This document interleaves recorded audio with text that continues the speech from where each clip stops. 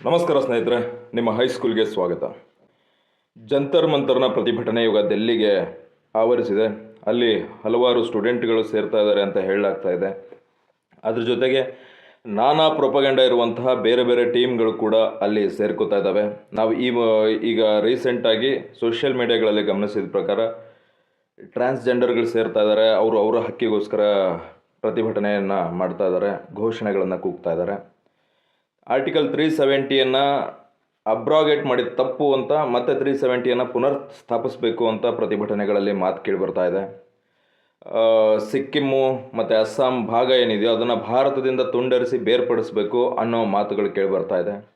So ಹೀಗೆ ಹಲವಾರು ರೀತಿಯ ಆ್ಯಂಟಿ ನ್ಯಾಷನಲಿಸಮ್ ಅಂತ ನಾವೇನು ಕರಿತೀವೋ ಅದನ್ನು ಇವರು ಒಂಥರ ಲೀಗಲಿ ನ್ಯಾಷನಲಿಸಮ್ ಅನ್ನೋ ಥರದಲ್ಲಿ ಬಿಂಬಿಸೋದಕ್ಕೆ ಹೋಗ್ತಾ ಇದ್ದಾರೆ. ಸೊ ಈ ಎಲ್ಲ ಪ್ರತಿಭಟನೆಗಳ ಉದ್ದೇಶಗಳಿಂದ ಪ್ರತಿಭಟನೆ ಒಂಥರ ಮಿಶ್ರ ಪ್ರತಿಕ್ರಿಯೆಯನ್ನು ಹೊಂದ್ತಾ ಇದೆ.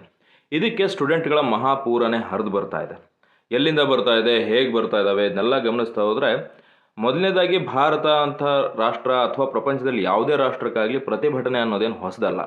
ನಾವು ನೋಡ್ತಾ ಇರುವಾಗ, ಅದು ನಮ್ಮ ಕಣ್ಣಿಗೆ ಬೀಳ್ತಾ ಇರುವಾಗ ತುಂಬ ಹೀಟಲ್ಲಿದ್ದಾಗ ದೊಡ್ಡದು ಅಂತ ಅನಿಸುತ್ತೆ, ಹಿಂದೆ ಯಾವತ್ತೂ ನಡೆದೇ ಇಲ್ಲ ಅಂತ ಅನಿಸುತ್ತೆ. ಸ್ವಲ್ಪ ವರ್ಷಗಳಾದ ಮೇಲೆ ಅದು ಮತ್ತೆ ಕಣ್ಮರೆ ಆಗೋಗ್ಬಿಡುತ್ತೆ. ಭಾರತ ಜೊತೆಗೆ ನಮ್ಮ ಪೀಳಿಗೆಯ ಜನ ಈ ಥರದ ಪ್ರತಿಭಟನೆಗಳನ್ನು ಕೆಲವೊಂದಷ್ಟನ್ನು ನೋಡೇ ಇದ್ದಾರೆ. ರೈತರ ಪ್ರತಿಭಟನೆ ಆಯಿತು, ಅದು ಕಣ್ಣಿಗೆ ಕಾಣಲ್ದಂಗೆ ಹೋಯಿತು. 370 ಅಬ್ರೋಗೇಷನ್ ಆದಮೇಲೆ CAA NRCಯನ್ನು ವಿರೋಧಿಸಿ ಪ್ರತಿಭಟನೆಗಳು ನಡೆದಾಗಲೂ ಇದೇ ರೀತಿಯಲ್ಲಿತ್ತು. ಕುಸ್ತಿಪಟುಗಳ ಒಂದು ಪ್ರತಿಭಟನೆ ಆದಾಗಲೂ ಇದೇ ರೀತಿಯಲ್ಲಿತ್ತು. ಇವಾಗ ಈ ಒಂದು CJP ಪಾರ್ಟಿ ಆಯೋಜನೆ ಮಾಡಿದಂತಹ ಪ್ರಾಯೋಜಿತ ಏನು ಪ್ರತಿಭಟನೆಗಳಿದಾವೋ ಇವೆಲ್ಲದಕ್ಕೂ ಕೂಡ ಬೇರೆ ಬೇರೆ ಕಾರಣಗಳು ಇದ್ದಾವೆ ಅಂತ ಗೊತ್ತಾಗ್ತಾ ಇದೆ. ಸೊ ಇಲ್ಲೇನಾಗ್ತಾ ಇದೆ, ದೆಹಲಿಯಲ್ಲಿ ಹಲವಾರು ಟ್ಯುಟೋರಿಯಲ್ಗಳಿದಾವೆ. ಇವಾಗ ನಾವೆಲ್ಲ ನೋಡ್ತಾ ಇದ್ದೀವಿ, ಮಕ್ಕಳನ್ನ ಎಜುಕೇಷನ್ ಕೊಡಿಸ್ಬಿಟ್ರೆ ಏನೋ ದೊಡ್ಡ ಸಾಧನೆ ಮಾಡಿಬಿಡ್ತಾರೆ ಅಂತ ಅಂದ್ಕೊಂಡು ಪೇರೆಂಟ್ಸ್ಗಳು ಲಕ್ಷಾಂತರ ರೂಪಾಯಿ ಕೋಟ್ಯಾಂತರ ರೂಪಾಯಿಗಳನ್ನ ಖರ್ಚು ಮಾಡಿ ಎಜುಕೇಷನ್ಗಳನ್ನು ಕೊಡಿಸ್ತಾ ಇದ್ದಾರೆ. ಅವ್ರಿಗೊಂದು ಮಾರಲ್ ವ್ಯಾಲ್ಯೂಗಳನ್ನು ಕೊಡೋದಕ್ಕಿಂತ ಹೆಚ್ಚಾಗಿ ಎಜುಕೇಷನ್ಗಳನ್ನು ತುಂಬಲಾಗ್ತಾ ಇದೆ. ಸೊ ಹಾಗಾಗಿ ಯಾರೋ ಒಬ್ಬ ಡೈರೆಕ್ಟರ್ ಇರ್ತಾನಲ್ಲ, ಅವನು ಯಾವ ರೀತಿಯಲ್ಲಿ ಡೈರೆಕ್ಟ್ ಮಾಡ್ತಾ ಹೋಗ್ತಾನೋ ಅದೇ ರೀತಿಯಲ್ಲಿ ಮಕ್ಕಳುಗಳು ಕುಣಿತಾ ಇದ್ದಾವೆ, ಜಸ್ಟ್ ಲೈಕ್ ಪೊಪೆಟ್. ಇವತ್ತೆಲ್ಲ ಕೈಗೊಂಬೆಗಳಾಗ್ಬಿಟ್ಟಿದ್ದಾರೆ. ಅಪ್ಪ ಅಮ್ಮನ ಮಾತು ಕೇಳದೇ ಇದ್ರೂ ಪರವಾಗಿಲ್ಲ, ಹೊರಗಡೆ ಸಾಮಾಜಿಕ ಒತ್ತಡ ಹೆಂಗಿರುತ್ತೆ ಅವ್ರ ಮೇಲೆ ಅಂದರೆ ಮಾಡಬಾರ್ದನ್ನೆಲ್ಲ ಮಾಡಿ ಆದರೂ ತಾವು ಜೀವನ ಮಾಡಬೇಕು ಅನ್ನೋ ಒಂದು ರೀತಿ ನೀತಿಗೆ ಬಂದ್ಬಿಟ್ಟಿದ್ದಾರೆ. ಅದ್ರ ಜೊತೆಗೆ ದುಡ್ಡಿರಬಹುದು ಅಥವಾ ಬೇರೆ ಬೇರೆ ಚಟಗಳ ದಾರಿ ಇರ್ಬೋದು. ಸೊ ಈ ಥರದ ಹಲವಾರಕ್ಕೆ ದಾಸರಾಗಿರೋದ್ರಿಂದ ಈ ಎಲ್ಲ ಘಟನೆಗಳು ನಡೀತಾ ಇದ್ದಾವೆ.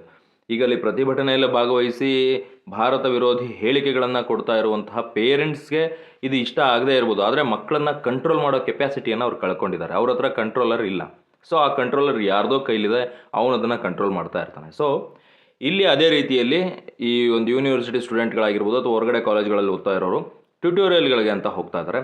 ಅತಿ ಹೆಚ್ಚಿನ ಸಂಖ್ಯೆಯಲ್ಲಿ ಇವತ್ತು ಭಾಗವಹಿಸ್ತಾ ಇರೋದು, ಪ್ರತಿಭಟನೆಗಳಲ್ಲಿ ಭಾಗವಹಿಸ್ತಾ ಇರುವಂಥವ್ರು ಎಲ್ಲ ಟ್ಯುಟೋರಿಯಲ್ಗೆ ಹೋಗುವಂಥ ಮಕ್ಕಳು. ಅಂದರೆ ಈಗ ನೀಟ್ ಎಕ್ಸಾಮ್ ಆಗಿರ್ಬೋದು, IAS IPS KPSC.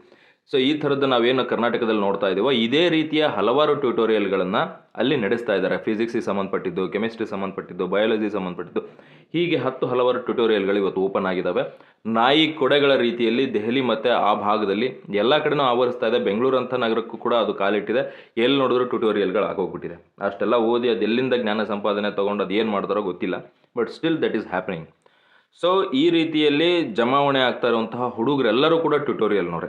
ಇವರು ಯಾವ ಕಾಸ್ಗೋಸ್ಕರ ನಾವು ಅಲ್ಲಿಗೆ ಬಂದಿದ್ದೀವಿ ಅನ್ನೋದು ಕೂಡ ಗೊತ್ತಿಲ್ಲ. ಸೊ ಇಲ್ಲಿ ಏನಾಗ್ತಾ ಇದೆ, ಒಂದು ಇನ್ಸ್ಟ್ರಕ್ಟರ್ ಅನ್ನೋದು ಯಾರೋ ಒಬ್ಬ ಬರ್ತಾನೆ, ಯಾವುದೋ ಒಂದು ಟ್ಯುಟೋರಿಯಲ್ಗೆ ಮಕ್ಕಳನ್ನ ಜಮಾವಣೆ ಮಾಡಬೇಕು, ನಾವು ಮಾಸ್ ತೋರಿಸ್ಬೇಕು, ಸೊ ಅದ್ರ ಮೇಲೆ ನಾವು ಅದ್ರ ಮುಖಾಂತರ ಸರ್ಕಾರದ ಮೇಲೆ ಒತ್ತಡ ಹೇರಬೇಕು ಅಂತ ಹೇಳ್ಕೊಂಡು ಬರ್ತಾರೆ. ಅಲ್ಲೊಂದು ಸ್ವಲ್ಪ ಫ್ಯಾಂಟಸಿಯನ್ನು ಮಕ್ಕಳಿಗೆ ಹೇಳಲಾಗುತ್ತೆ. ಅಂದರೆ ನಾವು ದೇಶದ ಪ್ರಜೆಗಳು ಹಂಗೆ ಮಾಡ್ಬೋದು, ಹಿಂಗೆ ಮಾಡ್ಬೋದು, ಈ ಥರದೊಂದು ಫ್ಯಾಂಟಸಿ. ಅಂದರೆ ಇವರೊಂದು ಈಗೋ ಪಾಯಿಂಟ್ ಟ್ರಿಗರ್ ಆಗೋ ಥರ ಏನೋ ಮಾಡ್ತಾರೆ. ಅದಾದಮೇಲೆ ಆ ಒಂದು ಡೊಪಮೈನ್ ಹಿಟ್ಟಿಂದ ಇವರು ಬಂದು ಪ್ರತಿಭಟನೆಗಳಲ್ಲಿ ಭಾಗವಹಿಸ್ತಾರೆ. ಅಲ್ಲಿ ಬಂದ ಮೇಲೆ ಪೊಲೀಸ್ನವರು ಇವ್ರನ್ನ ಮುಂದಕ್ಕೆ ಬಿಡಲ್ಲ, ತಳ್ಳಾಡ್ತಾರೆ. ಇದರಿಂದ ಈಗೋ ಹರ್ಟ್ ಆಗುತ್ತೆ. ಅದಾದಮೇಲೆ ಪ್ರತಿಭಟನೆಯ ಕಾವು ಹೆಚ್ಚಾಗ್ತಾ ಹೋಗುತ್ತೆ. So this is what happening. Actually real cause ಏನು ಅಂತ ಯಾರಿಗೂ ಗೊತ್ತಿಲ್ಲ. ಡೊಪಮೈನ್ ಹಿಟ್ಟಿಂದ ಮಾಡ್ತಾ ಇರೋದಿದೆಲ್ಲ ಅಷ್ಟೇ. ಸೊ ಇದು ಈ ವಯಸ್ಸಿನಲ್ಲಿ ಆಗುತ್ತೆ. ಸೊ ಹಾಗಾಗಿ ಸ್ಟೂಡೆಂಟ್ಗಳನ್ನು ಉಪಯೋಗಿಸ್ಕೊಂಡು ಪ್ರತಿಭಟನೆಗಳನ್ನು ಮಾಡಬಹುದು ಅನ್ನೋವಂಥ ಹೊಸ ನರೇಟಿವ್ ಒಂದು ಫಿಕ್ಸ್ ಆಗ್ತಾ ಇದೆ. ಸೊ ಇಲ್ಲಿ ಪೊಲೀಸರು ಇವರು ಹೋಗಿ ಪ್ರತಿಭಟನೆಕಾರರು ಎಲ್ಗಾರು ನುಗ್ಬೋದು, ಯಾರನ್ನಾರು ಹೊಡಿಬೋದು, ಯಾರಿಗಾದರೂ ಬೈಬೋದು. ಬಟ್ ವಾಪಸ್ ಏನಾದ್ರು ಪೊಲೀಸ್ನವ್ರು ಇವ್ರಿಗೆ ಒಂದು ಲಾಠಿ ಬೀಸಿದ್ರೆ ಅದನ್ನು ಇಡೀ ದೇಶದಾದ್ಯಂತ ಒಂದು ಸೋಷಿಯಲ್ ಮೀಡಿಯಾಗಳಲ್ಲಿ ಅದಕ್ಕೊಂದು ಎಮೋಷ್ನಲ್ ಮ್ಯೂಸಿಕ್ ಹಾಕಿ, ಬ್ಯಾಕ್ಗ್ರೌಂಡ್ ಮ್ಯೂಸಿಕ್ ಹಾಕಿ, ಅದನ್ನ ಸ್ಲೋ ಮೋಷನಲ್ಲಿ ಕಟ್ ಮಾಡಿ ಅದನ್ನ ಪ್ರೆಸೆಂಟ್ ಮಾಡೋದಕ್ಕೆ ಮತ್ತೊಂದು ಸೆಲ್ಗಳು ವರ್ಕ್ ಮಾಡ್ತಾ ಇದ್ದಾವೆ. ಸೊ ಇದನ್ನೆಲ್ಲ ನೋಡಿದಂತಹ ಜನ ಏನು ಮಾಡ್ತಾರೆ, ಒಂಥರ ಅವ್ರಿಗೂ ಎಮೋಷ್ನಲಿ ಬ್ಲ್ಯಾಕ್ ಮೇಲ್ ಮಾಡ್ದಂಗೆ ಆಗುತ್ತೆ. ಅವರು ಬ್ಲ್ಯಾಕ್ ಮೇಲ್ ಆಗ್ತಾರೆ, ಜೊತೆಗೆ ಸರ್ಕಾರದ ವಿರುದ್ಧನೇ ಮಾತಾಡೋದಕ್ಕೆ ಪ್ರಾರಂಭ ಮಾಡ್ತಾರೆ. ಸೊ ಪ್ರತಿಭಟನೆಗಳನ್ನೋದು ಯಾವ ದೇಶಕ್ಕೂ ಹೊಸದಲ್ಲ, ಯಾವ ದೇಶಕ್ಕೂ ಹಳೆಯದು ಅಲ್ಲ. ಇದು ಆ ಕಾಲಕ್ಕೆ ಎಲ್ಲರೂ ಕೂಡ ಮಾಡ್ಕೊಂಡು ಬಂದಿರೋ ಅಂಥದ್ದೇ.